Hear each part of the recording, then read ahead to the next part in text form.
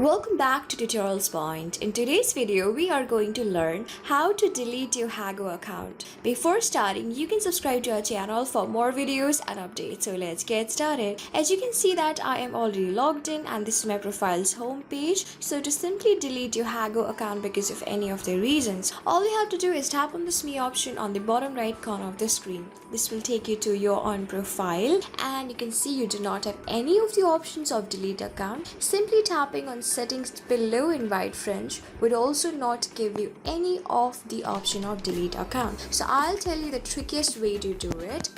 Simply, you need to remove all of the personal information present over here by simply tapping on this profile picture on the top left corner of the screen. This will take you to your own profile, then tap on edit profile next to friends.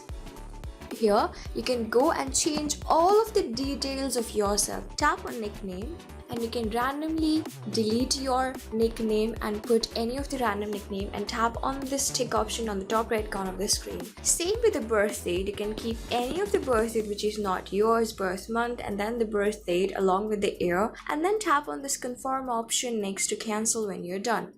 Even you can change the gender and then keep to male which is not yours, and even the avatar simply by keeping the photos from the gallery or taking photos by yourself. Just like this, you can choose from the gallery and then randomly keep any of the profile picture that you want to keep and tap on choose option next to back.